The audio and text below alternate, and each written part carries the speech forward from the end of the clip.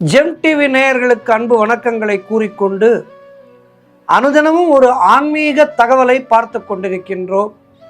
விநாயகப் பெருமானை வணங்கி இன்றைய நாளிலே ஒரு அற்புதமான ஆன்மீக விஷயத்தை சிந்திக்க இருக்கின்றோம். சிவபெருமான் நட்டம் பயிலும் நாதன் சிவபெருமான். இந்த சிவபெருமானுடைய ஒரு அங்கமாக திகழ்பவர் நந்தீஸ்வரர். நந்தி பகவானுக்குத்தான் ஈஸ்வர பட்டம் உண்டு.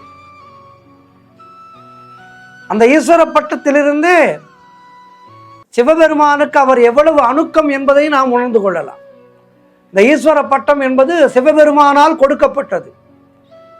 ராவணேஸ்வரன் ஈஸ்வர பட்டம் பெற்றார். அதேபோல் நந்தீஸ்வரர் ஈஸ்வர பட்டம் பெற்றிருக்கின்றார்.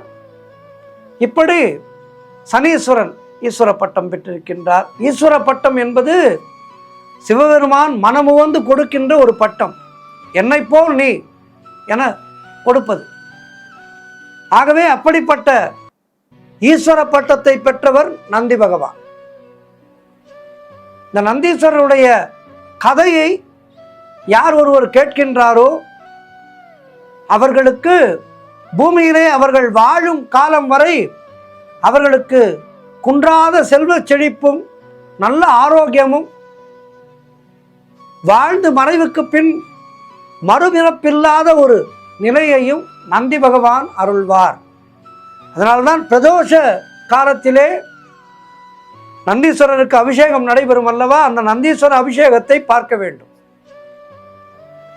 எவன் ஒருவன் நந்தி பகவானுக்கு நடைபெறுகின்ற அந்த அபிஷேகத்தை கண்ணார காண்கின்றானோ அவனுக்கு சிவபெருமானுடைய பரிபூர்ணமான அருள் கிடைக்கும். கடைசி காலம் என்பது அவனுக்கு நன்றாக இருக்கும்.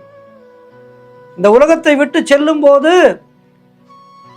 யமகிங்கரர்கள் அவனிடம் வராமல் சிவபெருமானுடைய பூதகணங்கள் வந்து அவரை அழைத்து செல்லும். ஆகவே அப்படிப்பட்ட ஒரு அற்புதமான ஒரு தரிசனம் நந்தியம்பெருமானுடைய தரிசனம். நந்தியம்பெருமானுடைய கதையை நாம் பார்ப்போம். அடிலகன் என்ற சிவபக்தன் பூலோக வாழ்வை முடித்து கைலாயம் சென்றார். அந்த புறத்திலே பார்வதி தேவி சிவனை தியானித்துக் கொண்டிருந்தார். வெளியே நந்தி தேவர் காவல் காத்து கொண்டிருந்தார். சிவபார்வதியினுடைய தரிசனம் பெற வேண்டும் என விரும்பிய பக்தன் நந்தி தேவரையும் மீறி அம்பிகையின் இருப்பிடம் சென்றான். அவனை கண்ட மகிழ்ச்சியிலே சத்தம் போட்டு வணங்கினான். பக்தனுடைய குரல் கேட்ட அம்பிகை தியானம் கலைந்து எழுந்தார். நந்தியின் காவலையும் மீறி தன் இருப்பிடத்துக்கு பக்தன் வருவதை கண்டவள், ஏ நந்தீசா, யாரை கேட்டு இவனை உள்ளே அனுமதித்தாய் என சத்தமிட்டார். அவளிடம் வந்த நந்தி, தாயே, தங்கள் பக்தன் என்பதால் தான் அனுமதித்தேன். நீங்கள் பூஜை முடிந்த பிறகுதான் அவனை அனுப்பியிருக்க வேண்டும். தவறாக நடந்துவிட்டேன், மன்னியுங்கள் என்று மன்றாடினார். அங்கு வந்த சிவபெருமான் பணியிலே தவறி நடந்த நந்தியை பூலோகத்திலே சென்று மானிடராக பிறக்கும்படி சபித்து விட்டார். இவ்வேளையிலே சிலாதர் என்ற முனிவரின் ஆசிரமத்துக்கு சப்த ரிஷிகள் வந்தார்கள். அவர்களுக்கு சிலாதரனுடைய மனைவி அன்னம் பரிமாற சென்ற போது குழந்தை இல்லாத வீட்டிலே துறவிகள் உண்ணக்கூடாது என்ற விதிப்படி அங்கு தங்களால் உண்ண இயலாது என்று சொல்லி சென்று விட்டனர். இதனால் வருந்திய முனிவரும் அவரது மனைவியும் சிவனை உருக்கமாக வேண்டினர். இந்த வேளையிலே சிவன் நந்திக்கு சாபம் கொடுத்திருந்தார். நந்தீசரை ஒரு பெட்டியிலே வைத்து பூலோகத்திலே சிலாதர் தங்கியிருந்த ஆசிரமத்தின் அருகே வைத்து விட்டார். சிலாதருடைய கண்களிலே அந்த பெட்டி பட்டது. அதற்குள் காளையின் முகமும் மனித உடலும் கொண்ட ஒரு குழந்தை இருந்ததை கண்டார். தனக்கு குழந்தை கிடைத்ததை எண்ணி மகிழ்ந்தவர், இறைவா, பிள்ளை இல்லாத எனக்கு ஒரு நல்ல குழந்தையை தந்திருக்க கூடாதா?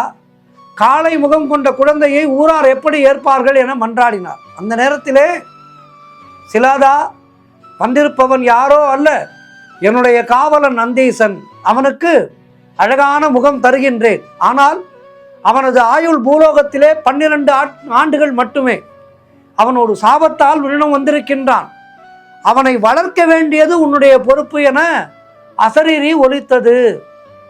அப்படி அந்த முனிவரிடம் வளர்ந்தவர்தான் நந்தீச பகவான்.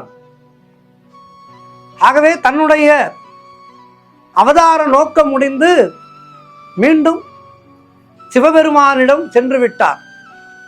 ஆனால் இந்த 12 ஆண்டுகளிலே அவர் பூலோகத்திலே இருந்தபோது செய்த எத்தனையோ அற்புதங்கள் நிறைய இருக்கின்றது. அப்படி சிவபெருமானுடைய ஆணைப்படி பூலோகத்திலே இருந்து மீண்டும் தேவலோகத்துக்கு சென்று நந்தீஸ்வரராக பட்டம் பெற்றார். இன்றைக்கும் பிரதோஷ காலத்திலே சிவபெருமான் நந்தியம்பெருமானுடைய 2 கொம்புகளுக்கிடையே நர்த்தனம் புரிகின்றார்.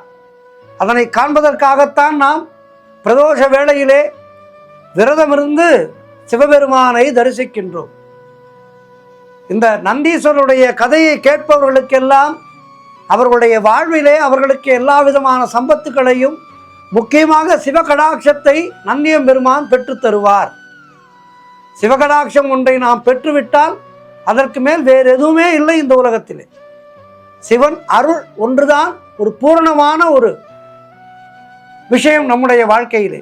அப்படி பிரதோஷ காலங்களிலே நாம் நந்தியம்பெருமானை ஒவ்வொரு பிரதோஷமும் இடைவிடாமல் தரிசிக்க நம்முடைய எதிர்வாழ்வும் நன்றாக இருக்கும், வறுமை இல்லாமல் இருக்கும், நோய் நொடி இல்லாமல் இருக்கும், சந்ததிகள் இருக்கும். காரணம், நந்தியம்பெருமானே ஒரு முனிவருக்கு பிள்ளை இல்லாத குறையை தீர்க்க பூலோகத்துக்கு வந்தவர். ஆகவே நந்தியம்பெருமானை வேண்டுபவர்களுக்கு நல்ல சந்தான பிராப்தி கிடைக்கும், திருமண தடை நீங்கும். இப்படி எல்லா விதமான உயர்வுகளையும் நமக்கு அருள்வது, இறுதியிலே பிறப்பில்லா ஒரு வாழ்வை அருள்வது நந்தியம்பெருமானுடைய தரிசனமாகும். ஆகவே இனிவரும் காலங்களிலே இடைவிடாமல் பிரதோஷ தரிசனம் செய்து நந்தியம்பெருமானை வேண்டி வாழ்விலே எல்லா வளமும் நலமும் பெறுவோம். சிவன் அருள் பெற்று பூரணமாக வாழ்வோம். ஓம் நந்தீசாய நமக. நன்றி, வணக்கம்.